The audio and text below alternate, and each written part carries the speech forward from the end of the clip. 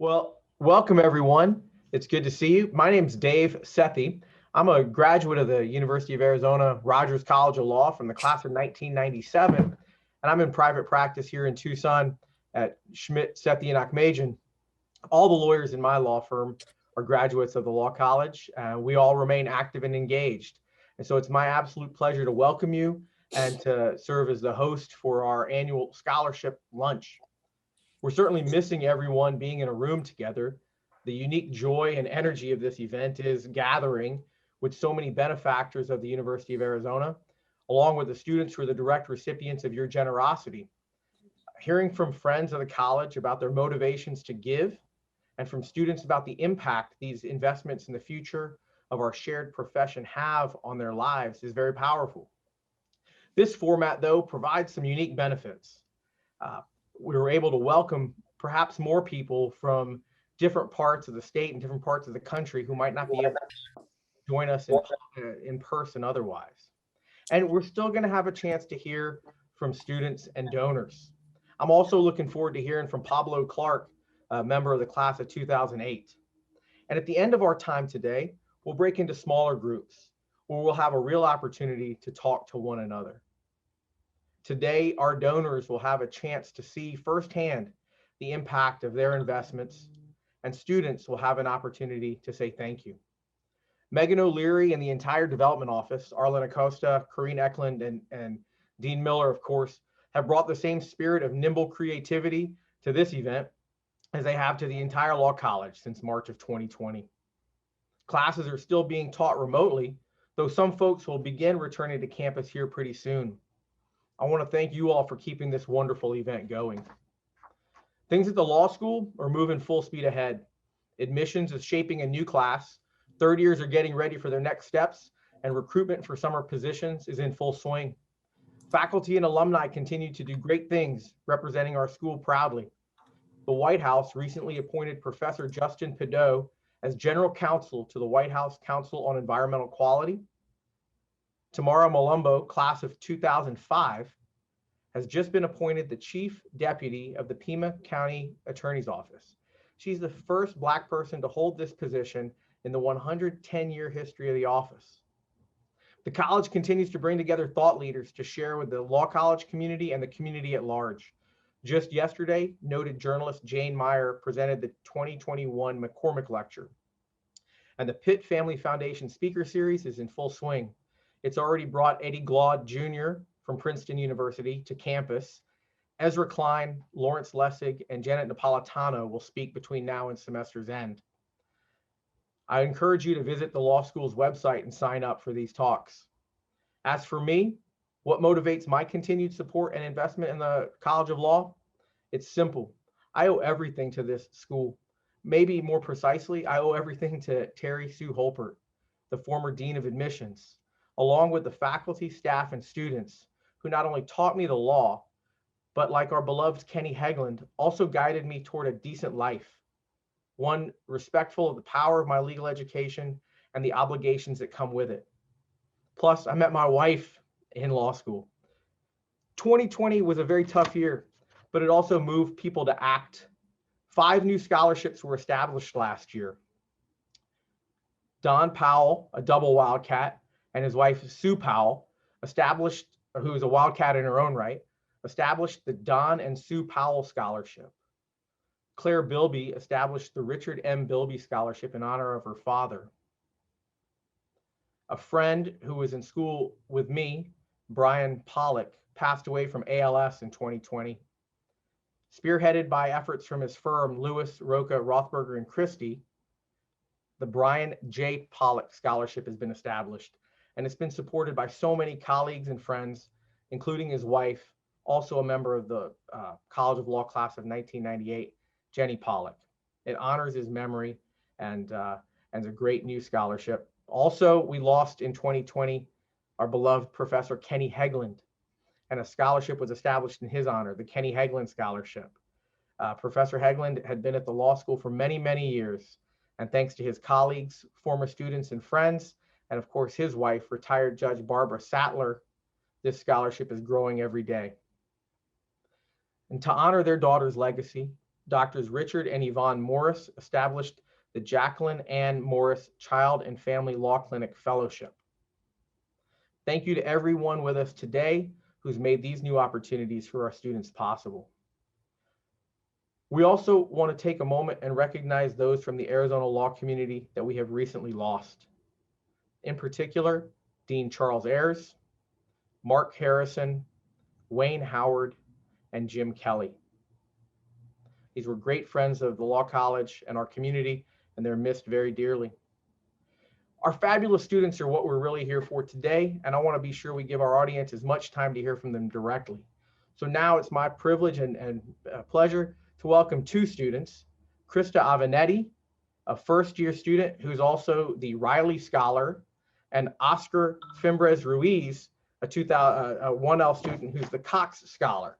And I'm going to have an opportunity to share a little bit or ask them some questions so they can share a little bit of their stories with you. And depending on how comfortable you are with Zoom, you might want to set it up on speaker view. So I know we have a lot of folks here, and that way you'll be able to see them when they talk. So Krista and Oscar, are you guys with me? Yes. Yeah, I'm here. Hey, it's great to see you. So Krista, can I start with you? Can you tell us a little bit about your background and your path to law school? Yeah, I'm kind of doing all of this backwards. I stayed home with my kids when they were little, and I didn't get my bachelor's degree until I was like 35. And then I've been teaching second grade since then. So I always knew I wanted to do this. It just took me a really long time to get here. Well, thanks for sharing that with us. And Oscar, how about you? Can you tell us a little bit about your background and how you come to us today? Yeah, so good morning to everyone that is here today. I'm originally from the city of San Luis, Arizona, a small border town within the Yuma County limits. I am the proud son of immigrants and proudly first-generation college student. I've been part of the U of A community since 2016 when I started my undergrad career, and I've loved it so much. I love the community here at the U of A that I stuck around for law school as well, and I couldn't be happier. Oscar, tell us a little bit about your decision to come to law school. What motivated that? Yeah, so to be quite honest, I didn't really know what law school was until pretty much undergrad. As a first generation college student, you really don't know about those type of programs. But my entire life I was very set in stone with becoming an architect, and boy, has that changed. But I majored in political science throughout undergrad, and my program required me to do an internship. I did a couple internships within the legal field that really sparked my curiosity to attend law school. And, seeing my community and myself reflected in many of the cases that I work with or many of the clients that I work with, I knew that I wanted to do something with my education and my profession that could empower others. And that's exactly the reason why I'm here. I'm here to prepare myself to help individuals that are underrepresented, just like I am and my community back home is, and just empower them through my education. Tell us a little bit about some of the internships you had. Yeah, so initially my first internship was with the Pima County Legal Defenders. I interned there with a couple of attorneys that were my mentors. And, I worked on a pretty big appeal case that to anybody here in Tucson would probably be very familiar with. And that was pretty much the first time that I worked in a legal setting. Further on, I also worked with the Supplementary Justice Organization, in which I helped translate and interpret the grant program that was in collaboration with the University of Arizona. And that was a program that helped underrepresented individuals educate themselves on their rights as tenants going through domestic violence. So that really hit home for me, and those two internships are the reason why I'm here today. Thank you. Krista, let me turn to you, and can you share with us what was your motivation to come to law school, and how did you find yourself here? I was teaching second grade, and second grade's really hard. I figured anything would be easier than teaching second grade. So I had a student actually one day, and we were on the playground, and she was in the foster care system, and she was going through the adoption process. So we had, been talking about that. And then one day at the playground, she said, "Oh, I'm meeting after school with my lawyer to discuss my options." And she was 7. And I said, "Wait, you have a lawyer? I didn't know 7-year-olds could have a lawyer. I want to do that. I want to do that job." So it also coincided with the week that I turned 40. And my family likes to call it the most productive midlife crisis. And I just thought, this is it. This is what I've been waiting for, that push to not be afraid and to try it. That's wonderful.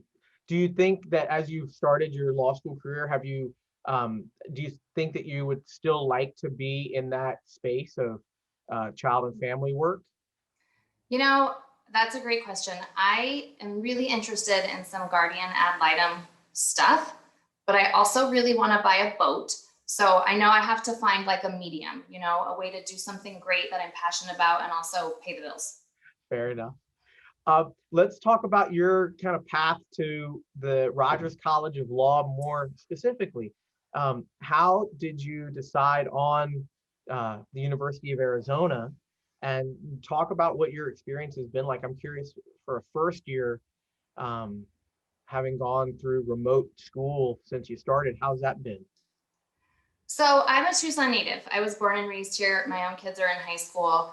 I got into some other colleges, but really had to claw my way in with Jennifer Cott because I knew I needed to come to the U of A. I graduated from a university in Arizona. I will not say which one, but I've always wanted to be a Wildcat alum. And so I'm really excited about this opportunity. In terms of the, COVID experience, it's hard. You really need support in that first year, and it's hard to make friends online. And I have never been to the campus. I want to fall asleep in the library like regular law students. And so we've missed that experience. That is tough. Well, falling asleep in the library, maybe not so much, but it is tough to not be with your small section, and which is kind of a central part of the school. And I have no doubt that once you guys get back on campus, there'll be a lot of opportunities to make up for that time. Oscar, how about you? What was it about the University of Arizona that brought you here or kept you here as a Wildcat? And how have you been with your decision? Yeah, so throughout undergrad, I worked for the Alumni and Development Office. And when I started to show some type of curiosity to going into the Arizona law, they were always very helpful in mentoring me. And to this day, some of these people have um, transitioned to other departments within the university itself and continue to be great mentors and resources to me. And I think that initially that goes to show how much the Arizona community comes together at all times, despite if you are present at the College of Law or not. Also, my sister went to Arizona Law herself. She recently graduated this past May. So I was able to see that sense of community and, her experience with clinics and, her overall academic experience um, at Arizona Law. And that's what pretty much kept me here at the University of Arizona. So yeah. Great. And so tell me, I understand that you are the Cox Scholar. And can you explain to us um, what's the impact of that scholarship on your ability to be a student at the University of Arizona, Rogers College of Law, as well as kind of what does it do in terms of taking the load off or relieving some pressures that you might have as a recipient of this scholarship? Yeah, absolutely. I think, we've all gone through a very tough year this year. And when I was applying to law school, it was the early stages of this whole mess. And, it's times of uncertainty. My main support or my main financial support at the time, my parents, my mom had just lost her job. My dad had his hours reduced at work. And, going through the process, I didn't know if I was going to be able to financially support myself throughout my law career. Um, Fortunately, I was offered the Thomas G. Cox Memorial Scholarship, and that made it possible. I was worried about having to leave my full-time job to attend college and struggle financially, and having to worry and balance finances with my academics. But because of this scholarship, it made it possible, and that's pretty much the reason why I'm here today. Thank you. And Krista, turning back to you, tell us about your scholarship. Yeah, When I first started telling people that I was thinking about coming to law school, if you tell an attorney that you're thinking of going to law school, they go, "Ooh, don't go to law school." So I ignored them. But family and friends had a really good point. I'm taking on a whole lot of debt this late in life when I've got friends who are, starting to think about retirement. And people said, "Are you sure that that's a great idea?" And I said, "No, I think it's probably a really bad idea, but I'm going to do it anyways." And I was going to make it happen. But what I can do now after school, that burden has just been lifted. The doors have been opened. I don't have to worry about taking something maybe I don't want, and it's really just been such a relief for my family. My own son's going to be in college while I'm still at the U of A. So the fact that I'll be able to help him with his education more than I probably would have been able to, it's really been life-changing for my family. That's awesome. That's great. Do you think your son will be a Wildcat with you? You guys will be at Arizona together, or he hasn't thought that far ahead yet? I'm trying. I'd really like for him to stay in town, but I don't know what he's going to do with his life. There's nothing you can do as a 16-year-old. So tell me a little bit about you. You shared a little bit about your interest that brought you to law school. What do you see for the future? What are you excited about, and what are you hoping the future holds for you? Oh my gosh, I had an interview yesterday and they asked me this question. I am not a 5-year plan kind of girl. I'm just not. That's probably why I'm in law school at 42. I probably should have been better about that. In the immediate future, like you said, I'm really just looking forward to some normalcy. I want to be on campus. I want to see people. I paid $800 for a parking permit I haven't used yet. Things like that. I really just am looking forward to a little bit of normalcy. I think those are great. That's a great goal. I think a lot of people join you in that. And how about you, Oscar? Tell me a little bit about what you think the future holds for you and what you're excited about. Yeah, I mean, in the near future, I definitely relate to Krista. I want to get to meet my fellow classmates in person for the first time. I want to be part of these events with all these wonderful people and have that, awkward first talk. These are the things that I'm looking forward to. But more than that, in the future, I hope that just like everybody here, all the donors and all the alumni, I get to be a Vigilant alumni in the future and come back to the Arizona community that I love and see everyone and, communicate and be like, "Hey, remember this when we went back to law school?" So that's what I hopeful for in the near future. Well, that's great. I have no doubt both of you will have wonderful careers in law school and beyond, and also be great involved alums. And I know also that the two of you are stand-ins for so many of your classmates and friends and friends to be. I wish we could talk to all of them, but we appreciate hearing your stories and look forward to following your paths and your careers. So we asked a double Wildcat, an Arizona law donor, Nancy Kelly, to tell us in her own words what it means to have a scholarship here and in her name and her husband Jim's name, the Nancy and Jim Kelly Scholarship. Both Nancy and her husband Jim received scholarships when they were students to make their education possible. And in turn, Nancy is paying it forward and giving back. So I'm excited for you to hear from Nancy now, and we have a short video for you.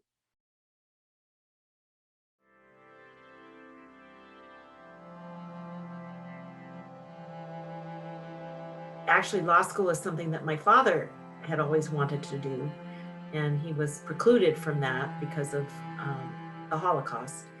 And so it was something that I wanted to pursue. And I also knew I was going to have to support myself. And so I wanted to do something and I wanted to make a difference. And so law school was an important piece of that.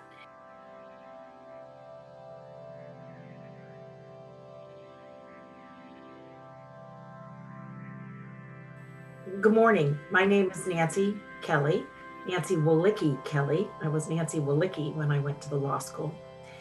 And I graduated in 1977. The world was a very different place then. But I'm very grateful for my education at the University of Arizona. And I was the moot court chairman when I was a third-year student. And a very exciting thing happened at the law school that time. Thurgood Marshall agreed to come and judge our final round of arguments.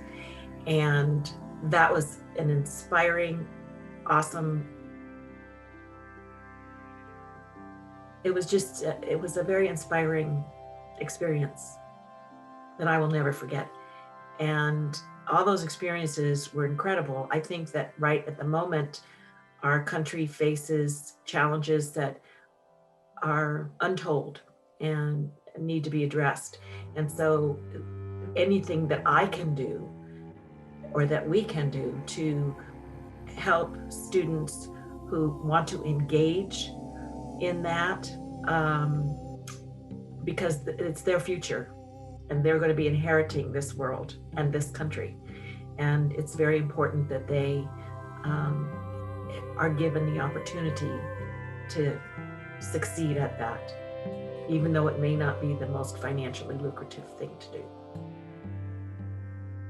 The reason my husband and I started the scholarship that we started was to help other students because we were scholarship recipients.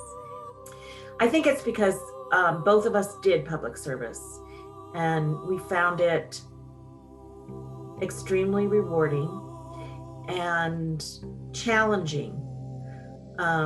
Just an excellent career choice. And we, at the end of the day, when we were all done, we felt that we had, it provided an opportunity to make a difference, that we were given responsibilities when we were reasonably young to impact policy and help people and use all of our creativity in support of people. And at the end of the day, that meant a lot to us in terms of a legacy. And so we wanted to be able to provide that to students, to give young people the opportunity to contribute to our world and get education that they yearn for is exquisitely meaningful. And over the years now, I've gotten letters and visits and calls from a number of the students, and their stories are incredible. And the things that they are engaged in and are pioneering are very, very gratifying. And so I would say, wow, it has been a wonderful journey, and I'm going to stay on the journey.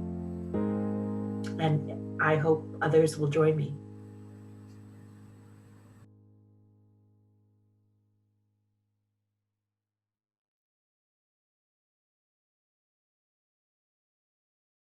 Thanks for playing that video. And now I think we'll hear from Dean Miller. Great. So I look out at this group, and that now takes 6 Zoom pages. And I see so many friends. I want to say hello to each of you. And part of this COVID era is missing all of that chance to get together and in-person interaction. But what an amazing community of our current students who are fabulous, and so many people who love our law school and support the students and support the college. It's just great to see you. So some of you are first-time attendees, and you're very welcome to be here. And I see so many of you who have been a central part of the law school for many years, and it's awesome to see you. During this pandemic, we're all feeling disconnected. And so events like this, even through a screen, remind us and connect us and let us celebrate the good things that are happening. I mean, you've heard about already some of the challenges of learning and certainly connecting and building relationships at this time, but we are learning and we are moving forward, and that's important. So today's MC, Dave Sethi, understands well the power of these connections. Since graduating in 1997, Dave has been a central figure, talking to students, former president of the LCA, a mentoring and trial skills coach. He has personally and with his firm, an entirely U of A, an awesome law firm, provided ongoing support and leadership. Many of you will have met him already, since he often provides the welcome to our new classes when they join us. So Dave will come back to the virtual podium in a few minutes. But our first speaker outside beyond our current students today is Pablo Clark, who is class of 2008. Pablo came to us from Princeton, and then after Arizona got an MBA at Berkeley. His legal education was in part made possible by George Roundtree through the Roundtree Scholars Program.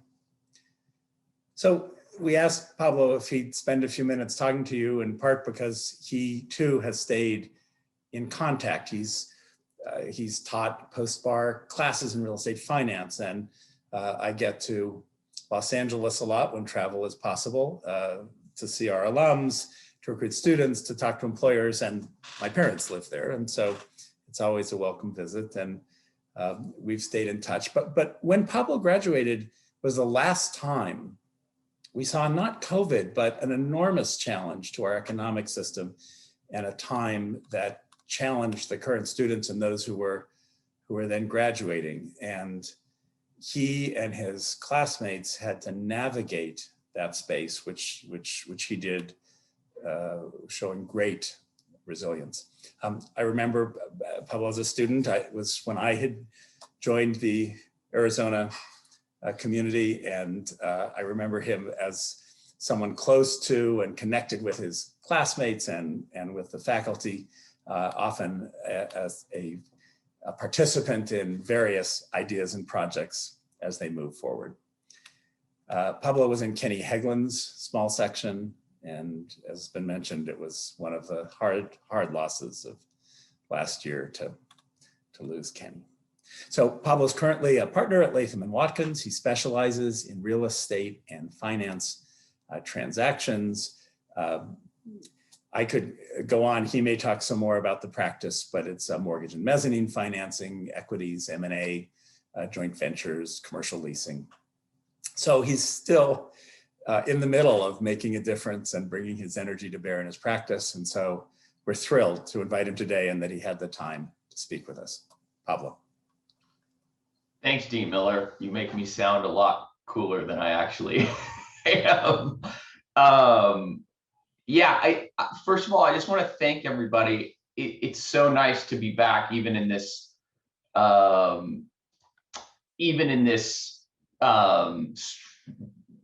digital experience.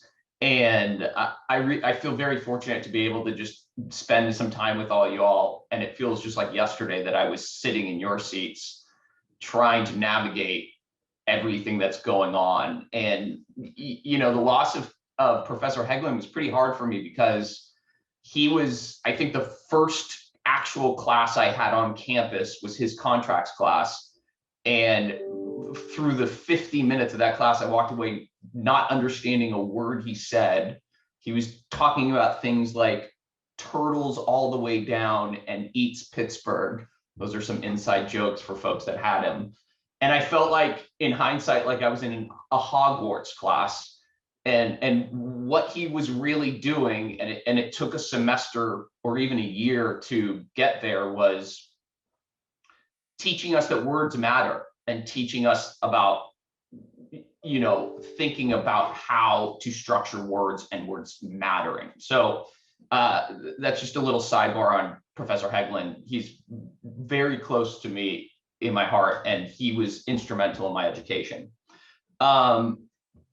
Before I jump in, I just want to say congratulations to everyone here. I mean, not only did you take the leap to go to law school and remove yourself from essentially adulthood for 3 years, remove yourself from getting a paycheck for 3 years, and put yourself in honestly, I think, a very difficult situation. I don't know that I personally found law school incredibly challenging.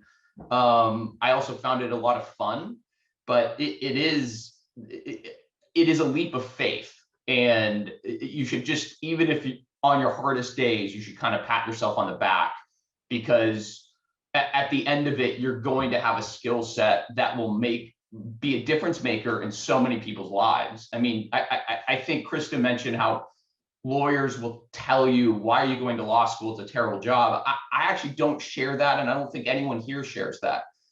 While the job is incredibly difficult, you are changing people's lives daily. Now, I do it more in a commercial and corporate setting, but during the pandemic, for example, I represent hotel companies that are basically on the verge of bankruptcy, and they're turning to me to figure out a solution to save their company. And you're working around the clock, but you're changing people's lives.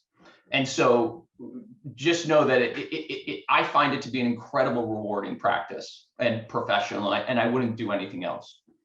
You should also be proud of yourselves because someone is giving you money to come here, which is amazing. I can tell you, and I think Deb mentioned it, there are basically two reasons I came to the University of Arizona Law School. One is George Roundtree, who provided me a substantial scholarship to make it viable, and Terry Holpert, who somehow, from my application, really got a sense of who I was and put me in a position to succeed. And without those two people, I wouldn't be here right now. And I owe a lot to both of them. And when I made partner at Latham, George Roundtree was, I think, maybe other than my dad, the second person I told that I made partner. So being a scholarship student at U of A law school was very important to me. So I think I only have a couple minutes, but I guess I'm just going to kind of tell you, I was in not too dissimilar a situation that you all are facing now with the pandemic. We had the housing crisis where commercial markets were just collapsing around us. And I actually had I summered for a firm in New York that couldn't even get around to telling us about our jobs for the next year. We found out on Above the Law that the firm went bankrupt. So none of us had jobs our third year. And I had to scrounge for gainful employment when essentially the economic world was crashing around me. I was able to land at the US Department of Housing and Urban Development doing affordable housing finance. And then from there, when the economy rebounded, I was able to take that skill set and move from the public sector to the private sector.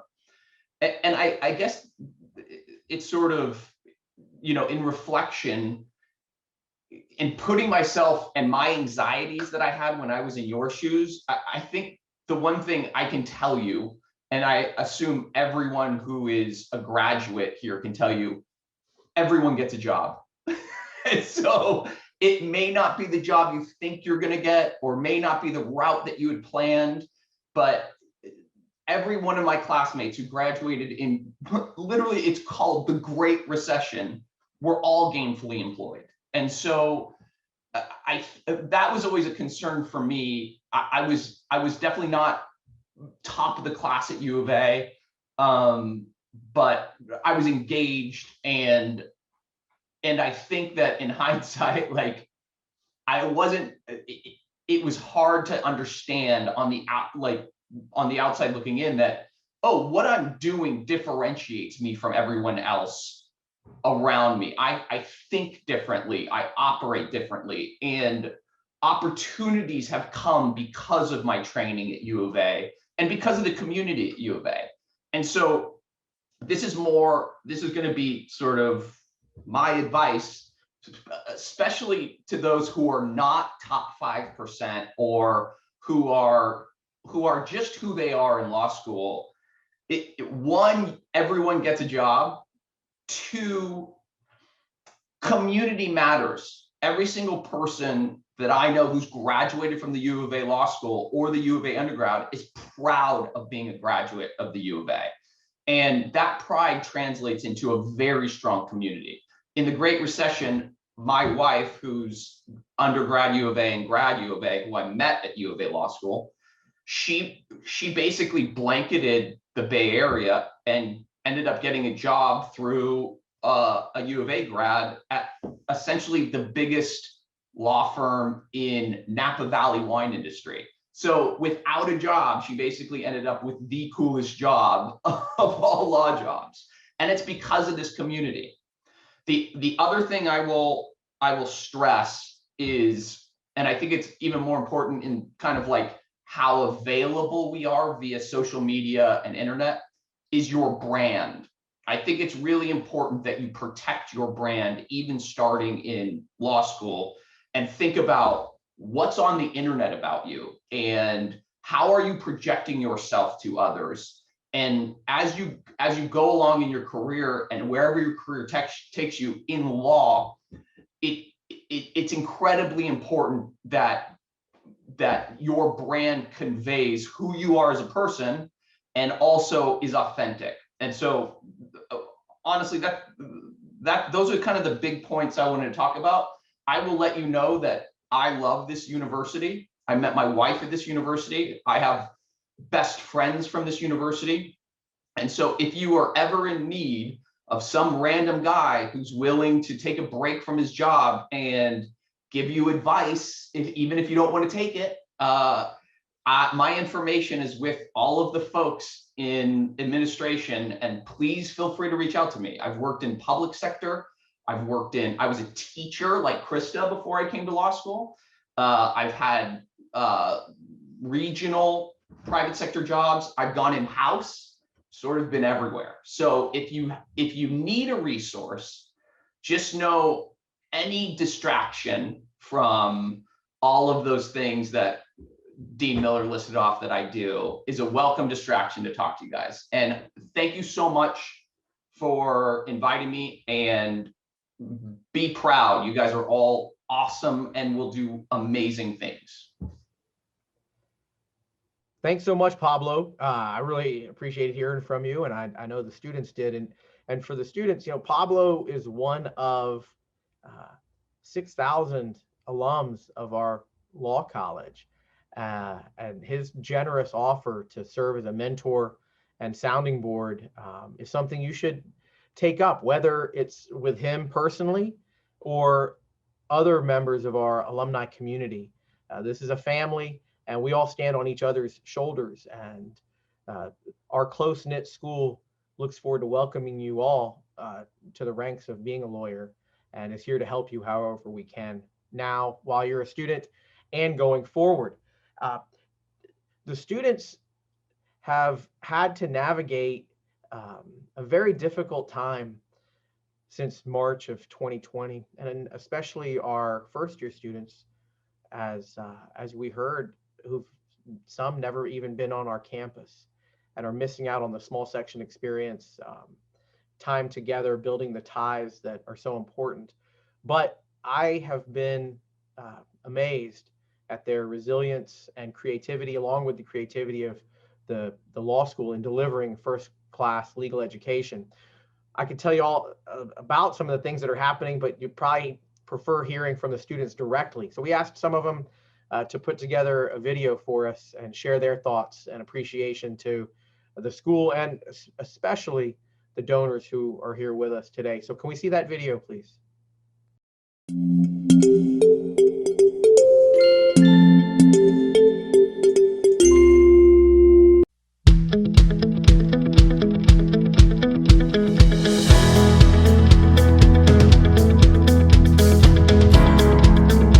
Hello, my name is Gayane. I'm a first-year law student. I'm also a mom of a wonderful 3-year-old boy. My name is Paige Ricks. I am a 1L, a mom of 3 young children, and a former social services worker. My name is Blaze Bowles. I'm a first-year law student here at the College of Law, and the Bilby Memorial Scholarship is ultimately what brought me to Tucson. Hi, my name is Kate Bartholomew, and I am a 1L this year. I was chosen to be the Hooker Scholar for the 2021 school year. My name is Rebecca Cohen. I'm a first-year law student, and I am studying in the Indigenous Peoples Law and Policy program. Hello, my name is Douglas Wykstra. I'm a 1L at Arizona. Hi, my name is Amber Shepard, and I'm a 1L at the James E. Rogers College of Law. Hi, my name is Aubrey Zimmerling, class of 2023. Hello, my name is Lizzie Hanna. I am a 1L here at U of A Law. Hi, my name is Michael Conbrick. I'm a 1L and I received the Walsh Memorial Scholarship for the University of Arizona Law School. My name is Christian Weber. I am a 1L and a proud recipient of the Nancy Wolicki Kelly and James Kelly Scholarship. Mrs. Wilma, thank you so much for your generous contribution to my legal education. Because of your contribution, I am able to focus so much more on my studies, and I don't have to spend all of the time working to fund my legal education. So thank you so much. Thank you for my scholarship. It means a lot to me. It made me feel very welcome at the U of A, which is such a great law school. And I feel very fortunate to study here with amazing professors and to do so with a scholarship. Thank you again. I came to law school because I wanted to bridge the justice gap for vulnerable populations in our community. I am immensely grateful to the Boyer family and to the University of Arizona for making my dream possible. And I'm honored to be the recipient of a scholarship because it means that I can make decisions about my post-law school career path independent of financial concerns. I would like to thank the Bilby family for their very generous scholarship. One of the biggest stresses involved in higher education is financing it, and receiving this scholarship has gone a long way to alleviate some of those stresses for me. I'm incredibly grateful to receive this scholarship and really just want to thank the Bilby family for all their generosity. Thank you. Provided a lot of encouragement and motivation for me. After learning about the legacy that Mr. Hooker left behind and fighting for those without a voice in our criminal justice system, it's encouraged me to continue the same fight. So it's an incredible honor to be named the Hooker Scholar for this year, and I'm very grateful. Thank you so much to all of the incredibly generous donors who are helping to make my education and the education of my fellow students possible here at the University of Arizona Law School. Especially this year during a pandemic, having a little bit more financial security has been a burden lifted off of my shoulders, and I cannot thank you all enough. I want to thank the donors who've made it possible for me to attend law school in Tucson.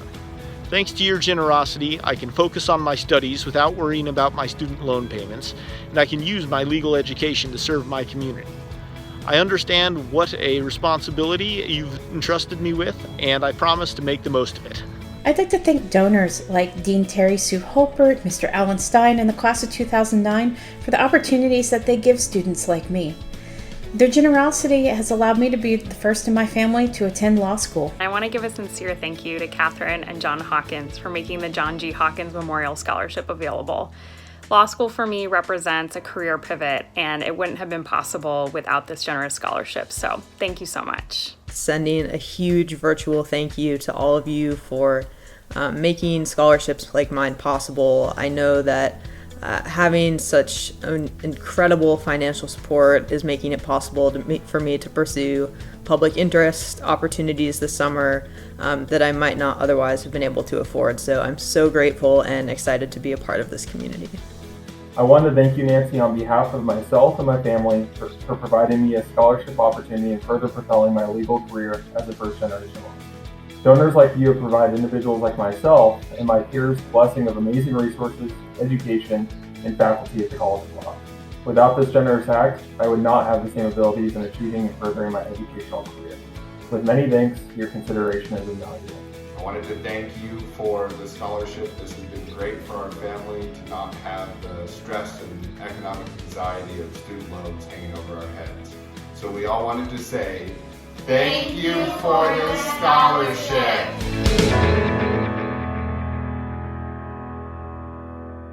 Thanks for playing that. I think you see how grateful the students are and how life-changing your investment in the U of A Law College and the future of legal education is. And the really kind of awe-inspiring thing is that the full ramifications of your gifts won't be known for years to come, and the ripple effects going out will be really transformative. So thanks to each of you, and I hope you continue to stay engaged and even more motivated. And to the students, I hope you see, hearing from your classmates, each one of their own individual stories, the power of involvement and connection with the University of Arizona. And that as you move forward, you also remember your home and stay involved. You know, we're all in the business. We're in the human relations business. We're not selling widgets. We hear people's problems, and we have the training and power and responsibility to solve them. And that requires face-to-face interaction, and that's how we've done it since sitting in Tom Maue's class so many years ago. I've spent the last 20 some years trying to learn how to share space with people, to tell stories, and to hear from them and move my clients' cases forward. We're all trying to learn new skills and do it by video and interact with people. But soon enough, I'm confident, soon enough, you'll be together again, and we'll all be. I've flipped through the 6 pages of faces and seen so many professors who I love, and friends and students who I want to meet. And I wish we could do it, but soon enough we will. And I want to thank you for your resilience and really kind of grit in sticking to learning the law over a video camera. It's not easy, and learning the law without in-person study groups and whatnot it takes more than even the very daunting first year requires in more traditional times. But we are a people business, and when we get back together, I encourage you to build these bridges and networks with all of us.